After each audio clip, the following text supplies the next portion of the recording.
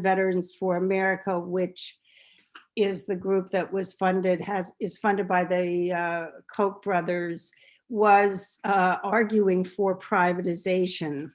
And the fact checker, Michelle Yi-Hee Lee, insisted that what CVA and other people on Capitol Hill were arguing for was not privatization, because she defined privatization, and I quote, as the wholesale transfer of VHA services over to the private sector, which is usually described as privatization, end quote. And we take issue with that. And I think it's extremely important to focus on these definitional issues, because the P word is a dirty word among veterans. Veterans do not favor privatization of the VA, and that's why the privatizers say they aren't privatizing. And we looked into this phenomenon and the literature of privatization, and went to Paul Starr's 1968 essay, where he talks about privatization is any shift of activities or functions from the state to the private sector, any shift of production of goods and services from public to private, including the wholesale transfer of services from public to private. But there's also, what Starr calls privatization by attrition, which is furnishing costly or private sector services and underfunding public ones. And privatization, Starr and many others point out, also includes attacks on unions. It includes attacks on workers. It includes bashing public sector workers and blaming them for the problems of underfunding the agencies that they work for. It involves starving the public sector, eroding services, and then the white knight of the private sector comes in to rescue everybody. It also involves manipulating language. So the privatizers don't say they're privatizing, they say they're giving you more choice. Another manipulation of language in VHA, Veterans Health Administration privatization, is fascinating, and it's in the Mission Act. The VA has always paid for private sector care if you couldn't get care in the VA. And it was called fee basis care, which was an accurate description of the interaction between the veteran and the private sector.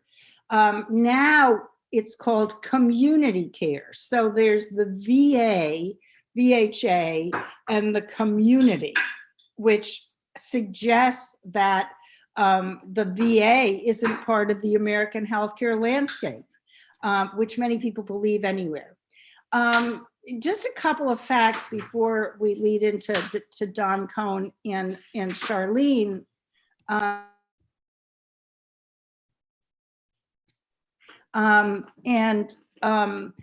Basically, over the past, since 2017, the amount of money spent on private sector care in the VHA has increased by 223%.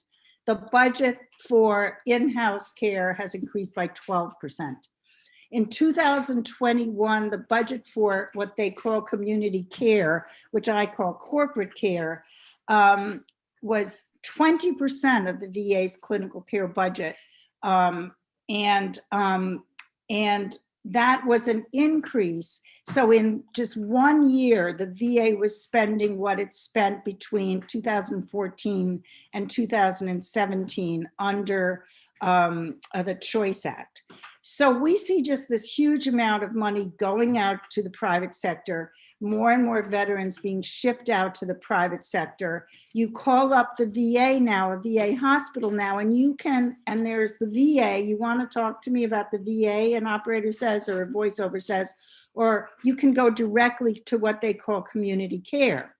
The other thing that is happening, and this I think both Don and Charlene can talk to, is that not only are we taking more and more veterans out of the Veterans Health Administration into the costlier private sector system, which delivers, we know, often inferior, uncoordinated care, but we're importing into the VA, into the Veterans Health Administration, the kind of competitive tensions that are characteristic of the fragmented private sector system. So now you have veterans arguing with a primary care doctor about whether they can go out to get mental health care in the private sector. And then the primary care doctor argues with the Office of Community Care, and then people who used to collaborate are now skirmishing. And finally, you're basically starving the Veterans Health Administration, not only of funds, but trying to tarnish their image through the media and through Congress and the congressional bashing of the VA and its staff, such that veterans no longer believe in the VA. I sat with a group of veterans in Milwaukee, Wisconsin, who were being treated for PTSD, and they loved their VA. They loved their own VA, but they were certain, because they'd listened to Fox News or NPR or read the New York Times or the Milwaukee Sun-Sentinel, they were certain that other VAs were no good, and the VA sort of as a whole was not a good system. And we hear this over and over again. One could go on and on about this, but we really believe that we need to call it what it is, and that folks who vote for, push for privatizing the VA, even though it's partial privatization, are privatizing the VA. And, when John Tester argues, when he fights for a number of different bills that have privatized the VA and says, I'm against privatization, that is not the case. And we actually encourage veterans who talk to their congressional representatives not to say, we want you to be against VA privatization, because they'll say they're against VA privatization and turn around and vote for a privatizing bill. We encourage folks to talk about outsourcing care, or the need to in-source care, or the need to fully fund and staff and expand the VA. So I want to turn this over to first Donald Cohn and Charlene Harrington, because they are experts in privatization. And I'm going to ask them to sort of briefly introduce themselves. And I think Don is just going to talk generally about the whole privatization landscape and how this fits into it. And then Charlene is going to hone in on the nursing home industry, which is, the full almost privatization for profitization of the care, of long-term care for the elderly and people who need long-term care. So I'm going to turn this over to Don and thank them very much for coming and attending this. No, thanks for having me, Suzanne. So my name is Donald Cohen. I'm the executive director of an organization called In the Public Interest. It's we can put it in the chat, the website and my email address. So yeah, I'm going to give a really big picture discussion of privatization. So, because I think a lot of what Suzanne said was really laid the groundwork in a really good way. We hear about privatization, we think about prisons, and we think about school vouchers, and we think about, things that are sort of hit. Social Security was tried during the W administration, W. Bush administration. It is a lot more than that. And so here, I'm going to tell you what our definition of privatization is, which is kind of in sync with what Suzanne says. We define it as giving private control over public goods, is private control over public goods. Let me just start it that way. And that can happen in multiple ways. It happens through contracting, it happens through sales of assets like roads and bridges. It happens through creating parallel systems like Suzanne was talking about and mentioned. So types of privatization, there are many types, outsourcing of public services, whether that be tree trimming in your city or trash, privatization of public infrastructure, which is often referred to as public-private partnerships. That's another language thing. It sounds good. The parallel systems, we're really seeing that in public education, parallel systems through charter schools and vouchers to have parallel public education systems. And then just eliminating public services and moving it to the private market. So, again, I'm general and I'm speaking about all sorts of public services. We see pretty much privatization in one form or another in pretty much every type of public service you can think of. It's happening. I'm going to talk about why, where that's coming from in a sec. Transit systems, water, schools, libraries, it's like literally everything you can think of that's in the public domain is there's some privatization happening in some form or another. Now, the argument of and I always hesitate when I'm talking about this because I'm simplifying things that are a little bit more complex, but it's, they say cheaper, better, faster. This is what we hear. That's number one, is the arguments we hear that why you should privatize. That's argument number one. The other argument is these things should be done by the market. The market and market mechanisms can take care of this, not the government, not public institutions. So those kind of the two things we hear a lot. The cheaper, better, faster, we hear all the time everywhere. And it's sort of, and I'll go into more detail later, but it's not true. There's some real simple truths here. One is some basic thing that we see is funds are diverted. If you bring in a private company, they have profit, they have higher CEO salaries, they spend money on advertising. There's money they're going to spend on something other than the service, right? So that's important to understand. Now, they say they can do it more efficiently, and maybe things can be done more efficiently, but we always say, well, what do you mean by that? What are you going to spend less money on? Okay, because some of this money is going to go somewhere else. That's just a fact. What often happens is contractors will underbid to get the contract, and then what you see later is, therefore they have less money, so the quality of service goes down, or they come back later for cost overruns. Happens all the time. Jobs, people that, what were good middle-class jobs become not so much. Pensions are lost, healthcare benefits are lost, wages go down. There's lots of, I can go on forever. I actually have a book coming out at the end of the year with lots of examples. A really important one is we lose transparency. What you should be able to get information about when it's public, you lose a lot of that when it goes private. Cost savings are often become cost overruns, just kind of as I mentioned. And I think one of the most important things we lose when you move things to the private market, or you limit access to things because you have less money, you're basically, failing on the basic mission of providing what we believe is important, is universal access to basic public goods. Everyone should get this stuff. So, and I'll summarize that by saying I talk to a lot of press. It's not rocket science. Things we value cost money. If you say you can do it cheaper, it's because you're going to spend less money on something. Tell us what you're going to spend less money on. If it can be done better, well, we can do that too. And we could even hire you to tell us how to do it better, but it doesn't mean we ought to give it to you. And I'll be more. I'll give more examples. You should tell me when I got 5 minutes left, or I don't know how to, I'm not watching the clock. So just if you could help. So where is it coming from? Three places, I say. One is, first and foremost, it's a grab for money.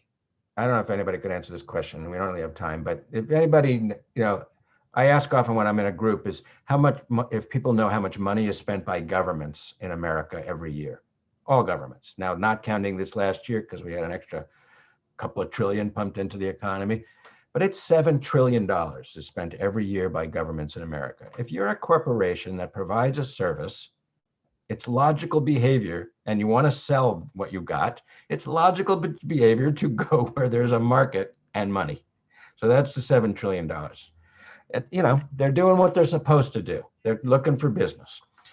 The second, it is about sort of, it's a political attack against unions for those that want to downsize government. I have a long article on the history of privatization that we could share that talks about how privatization became a political strategy to downsize government and to cut public budgets. And then third, it's really about, there's an ideological component of this. There are free market ideologues who really, and they're true believers that really want to fundamentally redefine our relationship with government, where instead of being citizens with rights and responsibilities, we become individual consumers of public services where you get what you can pay for. That's kind of their worldview. So those are the drivers. And then, you get red states. It's a lot of this is happening at the state and local level. You get red states and they take over and they think they're supposed to privatize because that'll bust the union or work in the Democrats. You get all this political stuff in the mix of all that. Now I'm going to talk about what I think is really, what I think the most important issue is. And that's that I believe that privatization is an assault on democracy. And I'll give some examples. I do think it's important to be really clear about what private sector institutions are about. And I purely objectively, businesses sell things. That's what they do. That's okay. That's what they should do. But sometimes, and that's what their primary interests are. Sometimes their interests may align with us, but oftentimes they don't. But it's really important to understand that they're different purposes. So when I say, let me just catch my thoughts. So privatization, whether it's a public-private partnership for a road agreement, there's an agreement that could be 40, 50, 60. There's a 99-year deal in Denver. There's a 75-year deal in Chicago that the city sold off its parking meters for 75 years. These are, or if it's just a contract for medical services for, Iowa Medicaid, where it's a 4-year contract or whatever it is. But it's important to understand contracts are very rigid documents and they're very hard to do because you have to anticipate everything that could possibly go wrong. And why is there so much contract litigation in America? Is because it's hard to do. Oh, that wasn't in the contract, or we interpret that contract differently, or you didn't anticipate, say, a pandemic. So that, these are really important. These are rigid structures that really put their interests at par with our interests, because once it's in the contract, we have to live up to it. So we spend a lot of time looking at the fine print of contracts and these public-private partnerships. So I'll give some examples of things that I see, just random things. Publicly funded charter schools. Some charters are good, some charters are bad. People have different opinions about charter schools, but they're publicly funded, privately operated. Some of these schools claim that their teachers, their lesson plans and their curriculum are trade secrets. We don't want to share them with the public schools, because that's their competitive advantage. They put it in the market. If this is a public school, we should all get access to their curriculum because someone may have a good idea. In private prisons, we studied a lot of private prisons. We looked at a lot of contracts, and a bunch of the private prison contracts have bed guarantees in them. Pay 80, 90, and some are 100%. Keep the beds filled or pay 100% of the per diem anyway. Now, I get it. They want a guaranteed rate of return, but that puts their interests different from ours. If we believe we should reduce prison populations, it's in their political interest and their economic interest to keep those beds filled. That's really important to know. As I mentioned, anybody knows, I'm not going to tell the Chicago story unless someone asks later, but when Chicago sold its parking meters for 75 years, for $1 billion up, $1.1 billion up front, what basically happens there is that the city wants to eliminate parking spots temporarily for a street fare, permanently for bus rapid transit lines. They have to buy the spots back at the future value of those spots. So the impact of that is they may not do it because they may not have the money. So every urban public policy decision, land use, climate, housing, transportation is held in check because they've got this private partners that they've obligated themselves to keep whole. And it makes a real, there are examples where people couldn't do stuff.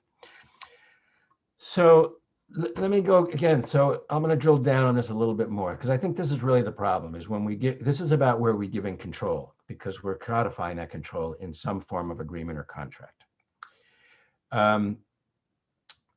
And so I think, what I said earlier, but they have different interests than us. So I spend a lot of time looking at SEC, not a lot of time. I spend time looking at SEC filings. There's an annual report called a 10K. Some of you may be familiar with. And I look at, say, what they think are risks to their bottom line. They're very honest discussions with their shareholders and investors of what might hurt their revenue and returns. So in private prisons, there's about $3 billion, actually about $80 billion are spent a year in corrections. That doesn't include immigration.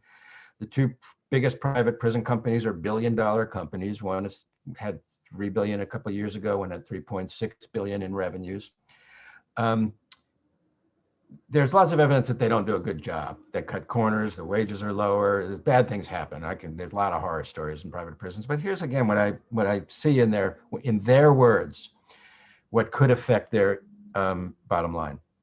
Quote, "The demand for our facilities and services could be adversely affected by relaxation of enforcement, leniency in conviction and parole standards, or sentencing practices through the decriminalization of certain activities, such as marijuana, such as immigration, such as drug laws. So it's in their, it hurts them if we reduce incarceration rates, if we change sentencing practices. So they're going to be involved in every, they have to be, I don't blame them. They have to be in every policy, state, local, national, where it could affect the number of people in prison. Now, maybe, I don't know the people on the call here, but maybe some people think there ought to be more people in prison and or less. That's not the issue. The issue is they're private. They have one set of interests. I believe that we need less, fewer people in prison, but we now have a private interest that's got what I call skin in the game. They're engaged.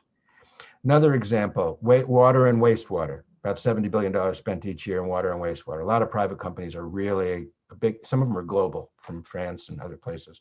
They really see opportunity here because our water systems are in such bad shape.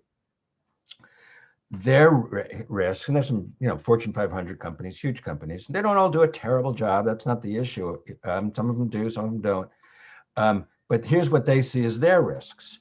Some of their risks: changes in consumer demand and patterns of use of water, which may result from conservation efforts. So they sell things, they sell water. Us using less water is a negative for them. And just objectively, right? They'll sell less. I live in California. We got drought problems out here. Now, there's not a lot of privatized water in California in the major cities, but that's not the point. Again, the point I'm saying over and over again is their interests are different. This, you can bring, I'll let you all bring it back into the VA. Education, same thing. This is $7.75 trillion spent every year in K-12 education. A lot of charter schools, which I don't know, people have different ideas about what charter schools are.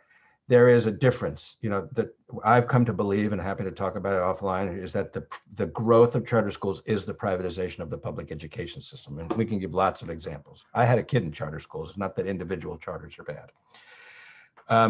But here's some of their risks. There's a lot of money involved. Let's see. Their quote: schools we contract with are governed by independent governing bodies. It's a public good, education. It should be governed by democratic institutions. Here's a few things that could be adverse to them: student eligibility standards, curriculum requirements, prescribed teacher-student ratios, which of course is one of the most important things if lower class size, one of the most important things to do to make schools better. So, but those things could get in their way. So I'm gonna close it right now on that, because I really wanted to sort of bring it home, and I'll say the key points again. One is, it's money's being taken out of the system when we privatize because it's going to other things, right? And that's really important. I always ask the question, I always say real simple things. Things cost money. Where's it coming from? There's only one place it comes from, and that's us, in one way or another. Let's just be clear about that, but let's be clear about what we want to deliver for the American public, for veterans, for students, for families, for whatever. And then finally, to really understand the issue of control, democratic control, that we ought to be able to decide what everybody gets and how much everybody gets. It's not that you can get as much, we can all get as much as we want. There's limits, but we should decide what those are, not the private sector.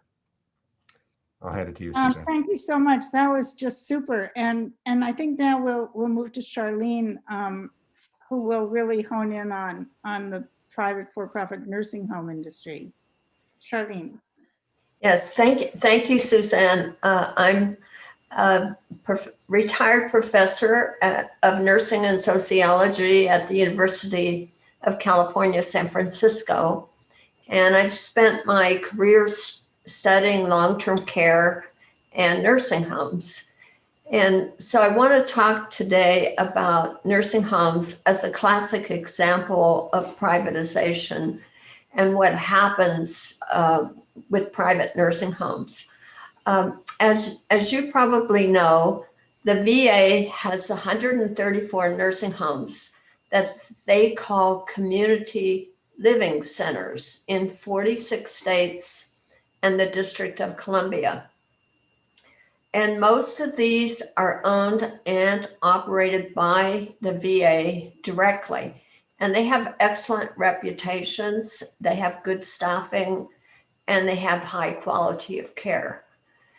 But where community living centers need more beds for veterans, they contract out with private for-profit nursing homes around the country.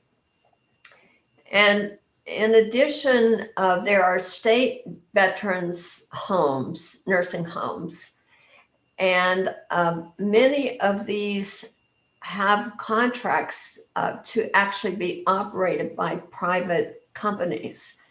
And an example of this is Pruitt Healthcare, which is one of the largest for-profit nursing home chains in the country. And they have the contract to run some of the state VA homes in North Carolina. And in Texas, for example, all 9 of the state VA homes are contracted out to for-profit companies. So we have about 15,000 private companies in nursing homes in the United States, and 70% of those are for-profit, and 60% are nursing home chains. In other words, companies that own multiple nursing homes.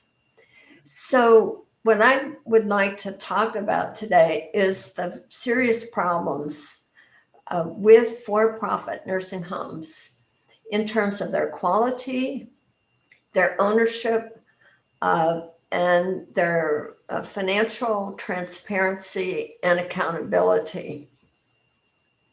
So first, for-profit nursing homes, especially the large chains, have lower staffing and poorer quality. And that's been well documented in many research studies. And they have an average of 16% fewer staff and fewer registered nurses, which are really essential to nursing homes. And they cut on staffing, and they cut especially on registered nurses because they're more expensive. And they can actually, one nursing home can actually save about $1 million a year just by cutting on their staffing levels. And I'm not including the fact that they have grossly underpaid their workers. And they don't give benefits, they don't give sick leave in many cases.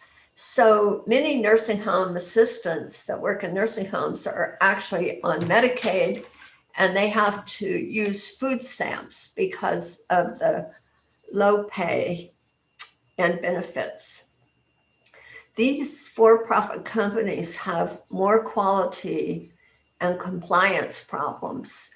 For example, more of their residents have to be re-hospitalized, and they have pressure ulcers, falls with injuries, weight loss, mobility loss, and just generally poor quality care. In fact, these are all things that are related to staffing.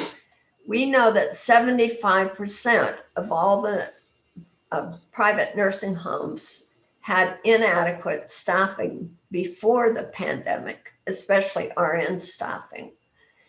And only government and nonprofit nursing homes had adequate staffing. So they weren't ready for the pandemic.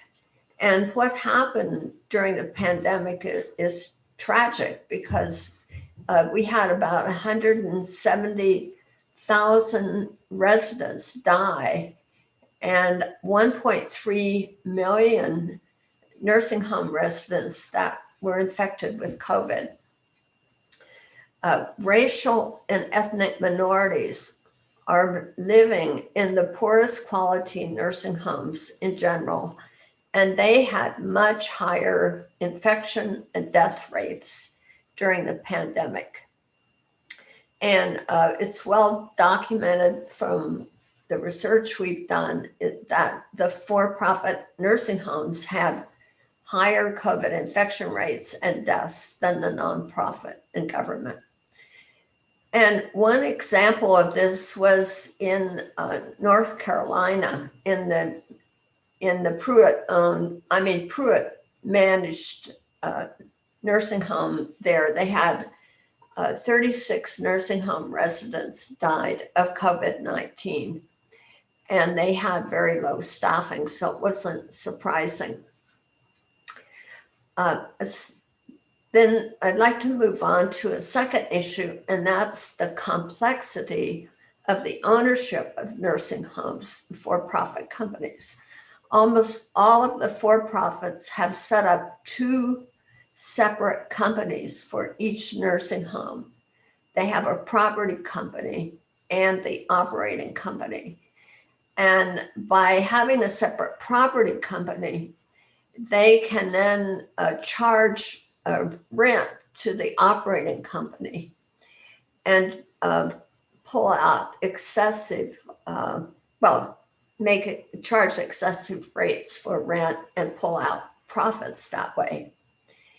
In addition, there are about 2,000 nursing home property companies that are called real estate investment trust, and they charge very high rents too. And many nursing homes have as many as 7 or 8 layers of ownership. And they have the parent company and then multiple holding companies and then related party companies. So they have their own management company, supply companies, staffing, therapy companies, pharmacy companies, and so on. And so what is the purpose of this complexity? Well, first of all, it's designed to shield the parent company from liability. And secondly, it's designed to prevent regulatory oversight because you can't figure out who's doing what. But most importantly, it's designed to siphon money from the operating company into these other companies as hidden profits. And so there's no money left for the staffing and for the care. And who actually owns these nursing homes? Well, many are owned by very disreputable owners and private investors and real estate owners that have no expertise in nursing homes and really don't care. Many of them are owned by these real estate investment trusts. And an example of that is Welltower, which is a publicly traded company on the stock exchange. And this year, their revenues were $4.6 billion. The other owners are surprisingly pension funds, public pension funds, and investment companies like Vanguard and BlackRock are two of the biggest ones. And then there are also 11% of nursing homes are owned by private equity investors who are really strictly there for short-term profits. And they try to pull money out of the companies and pull assets out to sell, and then sell the company later on. So there's a lack of transparency, very poor quality, and high costs.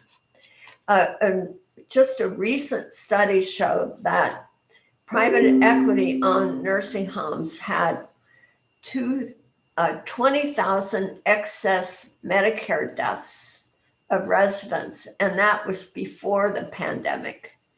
And during the pandemic, things were extremely bad. Government has really failed to ensure public disclosure of these companies on the ownership. We can't figure out who owns what, even though owners are required to report if they have 5% more ownership.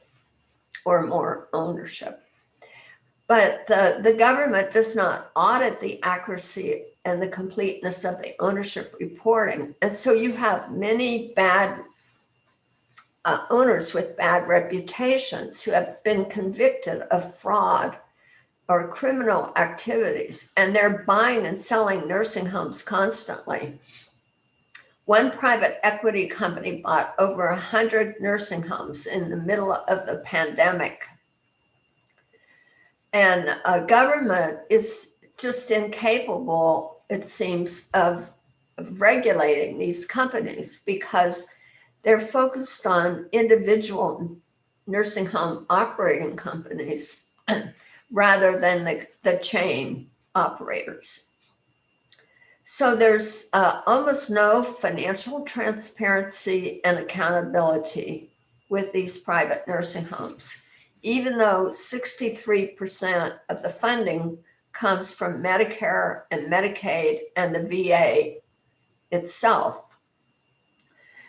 So the public reporting is only on the operating company. All these other related party companies that they own do not have to report anything. And so that's why you have nursing homes are reporting high profits on their Medicare, but by the end of the year, they're showing losses on the operating company. And that's because they've pulled all the money and the profits out by the end of each year into these other companies. And the government has never established any accurate financial reporting and no limits on profits and administrative costs. So during the pandemic, I've been working really hard with a lot of advocacy groups to try to do something to reform nursing homes, which is rather a daunting task after what I've told you. And we have a lot of proposals at the state level. New Jersey and New York have adopted policies to put limits on administration and profits. And so there are things happening around the country, and we're hoping the Biden administration will step up and really enact nursing home reform. But not wanting to wait for that, I would like to close with two recommendations for the VA. And that is, I'd like to see the VA expand its own ownership and its direct operation of nursing homes and do everything they can to avoid contracting with for-profit nursing home companies. And in addition, I'd like to see the VA expand its home and community-based services and ensure affordable housing, because often individuals end up in nursing homes because they have inadequate housing and support services at home. They don't really need to be in a nursing home. So these are things the VA can do. And I think we certainly want to not have privatization of veterans' long-term care services. So I'll stop there. Well, these were such amazing presentations, and I want to open it up for questions, but I just want to say that when it comes to the Mission Act and the contracting and the things that Don raised in looking at contracting and risks for this private sector in other areas, we're seeing the same thing in the VA, because TriWest and Optum are the third-party administrators of this so-called community care program, or what I call the corporate care program. And it is in their interest to not get rid of providers that they sign up who give substandard care, or who don't give evidence-based care, or who don't give the care that is being referred out. For example, very often a VA psychologist or primary care doctor will recommend cognitive behavioral therapy for insomnia, and these insurance companies haven't signed up people who know how to do it, so they just send them to any provider. And it's not in their interest to send them back to the VA, because they get paid piecework for every, everything that every provider that they sign up, every consult that they administer. So, quality is a risk, right? Assuring quality and getting rid of bad actors is a risk. I mean, one could go on and on, but I'd love to open it up to any of you who have questions. You can put it in the chat. You can raise your hand. I mean, it's hard to see you raising your hand. So if you could indicate in the chat if you have a question or a comment or whatever. Jasper, are you going to monitor this, or? Yeah. Bill Schwab, I guess. Yeah, it's funny because about 40 years ago, I interviewed a nursing home administrator, and it turns out, at least now, it's a for-profit. And what he said was that prior to that time, which was about 1980, the inspectors would come in and look at the patients. Are they clean? Are they getting their meds? Are they fed? He said then, and we're talking about 1980, they would look at the checklist. Oh, patient is washed, patient is fed, patient is medicated. Without any, confirmation of that. I just looked online and I just typed in nursing home political contributions. And under open secrets and follow the money, they were talking about state races getting $100 million from 2000 to about 2016, and that's state. We do have to connect, how the money that is donated for politics, which has easily surpassed inflation, has made donations and therefore the private sector that much more powerful.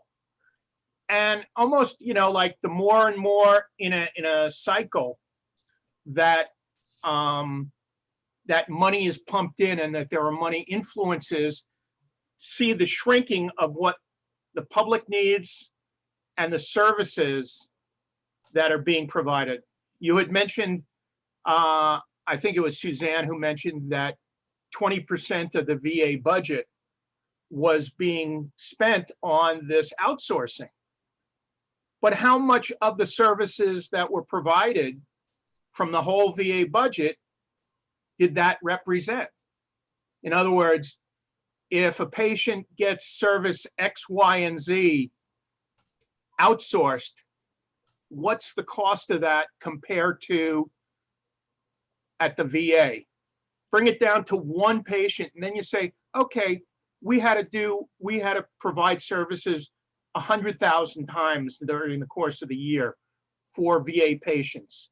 So, the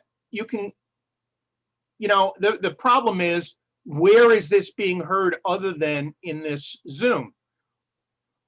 In terms of lobbying, the need for elected officials to know what the cost is, so that they can espouse that if they want. Maybe Don, you could talk about how one can influence, people on the Hill who are obviously increasingly being paid for. But I think, how does one productively, focusing on the VA, how does one productively, deal with this phenomenon? I mean, one of the other things that we're seeing in the VA is that veteran service organization representatives are moving into these for-profit insurance companies or pharmaceutical companies or healthcare companies. And so you're seeing this privatization opening up this, it's like the defense contractor, DoD defense contractor. But I'd love to focus on, some kind of hopeful suggestions, because Yeah. I think there's a lot that we can do. Well, let me answer by passing it off for a second. So one, I'm going to make 2 points. Bill, one thing to remember about the political money is the source of that money is us, right? They're getting healthcare dollars from the government, and they're using it to get more dollars. That's number one. Number two is, I think the best thing to do is to be telling the stories it's not the ideological, it's what's the concrete. So two things I'll mention in the chat. Daniel, mentioned bottom line, if you go back and look at his story, I'm not going to repeat it, but it's, it costs a private company money and profit to provide service. That's at the root of Daniel's story. Charles Powell from Arizona wanted to give his experiences. So why don't we let him do that? Because I think that's the most effective thing to do, is to sit with an elected official and say, here's the truth in terms of whether I get healthcare or not. So I think maybe we should listen to Charles' experience. Would that be okay, Suzanne? Yeah, absolutely. Thank you. And I'm in Albuquerque, New Mexico, not Arizona. Oh, yeah, sorry. But I've been a veteran for some 55 years. And during that time, I've used the VA as needed. When I was a student, when I was unemployed, when I had employment that did not provide health insurance, I used the VA. I used the VA in South Dakota, Minnesota, and New Mexico. Now, they keep dropping me from enrollment. Previously, all I had to do was show I was a veteran, and they took care of my health, and very good care of my health. But back in the 80s, they started dropping me when I wasn't using VA services, where I had to then get re-enrolled. And I went for quite a while without using VA, but then I needed hearing aids, which are very expensive. So I got re-enrolled in the VA. They gave me the services I needed. I got the hearing aids, top of the line, very good hearing aids. But then a little over a year later, I wanted to get the COVID vaccine. And when I heard the VA was offering the COVID vaccine, I called the VA to get the vaccine. And they informed me that I was no longer enrolled. I asked to be re-enrolled, and they said I had to submit to a means test to get re-enrolled. So I went to Walgreens and got my COVID shots. I believe that they are trying to reduce enrollment in order to say that the need is less than what it is. So I think that's one of the tactics that they're using to move toward privatizing, is that they have fewer veterans that are needing VA services. And I don't know what we can do about it, but tell our stories. I think that's what's happening.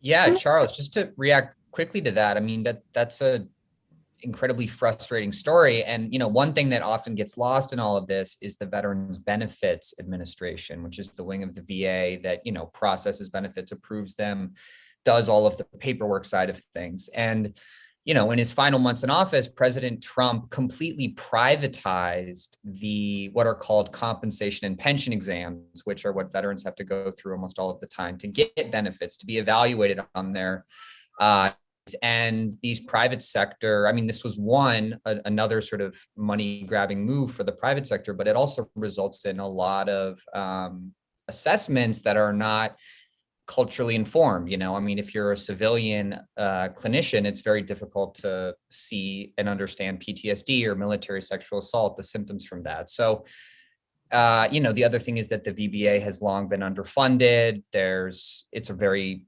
harsh work environment. So I think you're right, Charles, that, there are these ways, even if they don't have to do exactly with privatization, to make it difficult for vets to gain access to the benefits. I think that, one of the things that I think veterans can do, and particularly the veterans on the phone, is talk to other veterans. If you're in situations where you can talk to other veterans about the need to support the VA. In my view, there are a lot of veterans who I know who could be going to the VA for all their care, who are just kind of popping in and out. And I think that, I frankly wish I and my husband could be VA patients, because the kind of care you get in the VA, you really can't buy for any amount of money in the private sector when VA is at its best. And, I would also urge folks who have stories about the problems of privatization or how good VA care is or whatever, to contact VHPI, because we have, we are dedicated to getting those stories out and to helping you tell your story. And believe me, what's coming down the pike is going to be attempts to privatize VA care. There are many people out there in the private sector who don't understand that the VA actually does it better, faster, and cheaper than the private sector. It's precisely the opposite of what Don said. And we have the studies to confirm that, but I think it has to be almost the veterans have to get, as Don suggested, their stories out. Does anybody we only have a few more minutes, and I'd love to hear from anybody else on the call or anybody's suggestions for how best to force oversight, because, for example, we are seeing no congressional oversight of this private sector care program. And VHPI, we're doing often the work that Congress should be doing to find out, how much money is being spent, who's it going to, what's the standards, et cetera. Would anybody else like to comment or give suggestions? Or Buzz has his hand up. Buzz, get up. Yeah, we have Buzz and Daniel have their hand up, so we can probably fit them both in before we wrap things up. So Buzz, why don't you speak? Okay, I'll be brief. We have a massive problem, and we need to use the government system to solve it. So in the system we have with the legislative branch and the executive branch, the executive has power over the VA, Biden. And I suggest an executive order by Biden, written by a number of different appropriate people, that would enable the VA to meet the standards of the laws on privatization, and at the same time cut out the privatization and stop using the VA to assist the privatization. So that whole executive order needs to be legal, but VA does not have to do all the things it is doing to assist the implementation of the new laws. And there may be other laws that say the new laws are illegal. And so you do have an executive order that says stop the privatization, claw back the privatization, and of course we follow the law. That's a difficult thing to do, but that's one way to do it. The second way is to put the same thing, same concepts into a letter from senators and House members that goes to Biden and say, Mr. Biden, this is what we need to do, and we want you to do this. So that's it. Yeah, great idea. Dan, what are your thoughts? Well, I put in the chat what I'm going through directly right now, which is that, I applied for an increase in my disability because during COVID and just the continuing wars, my post-traumatic stress has created greater depressions and frustrations for me. And I put in a request to my VSO to increase my disability benefits. Also, my health is deteriorating from my diabetes, so I have to have other things that I'm dealing with. But I got a call from a scheduler who told me that I had my first PTSD eval through. They told me through the VA system in Vancouver. And I said, well, I go to Portland and I prefer to be there. And they said for some reason, they couldn't do that. They had it scheduled for Vancouver. I said, okay, Vancouver VA, great. I got paperwork and it appeared to be a lie because they had sent me to a private organization, which was the QTC medical group for eval with a psychiatrist, who further abused me actually and caused my post-traumatic stress to in an outburst and caused me more harm.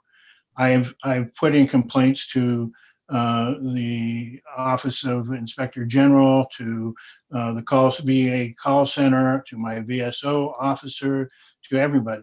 You mentioned in the beginning that this, they call this choice. So I told them, I said, my choice is to remain within the VA system. I have gotten no reply back from them, even though I've contacted my senators and representatives.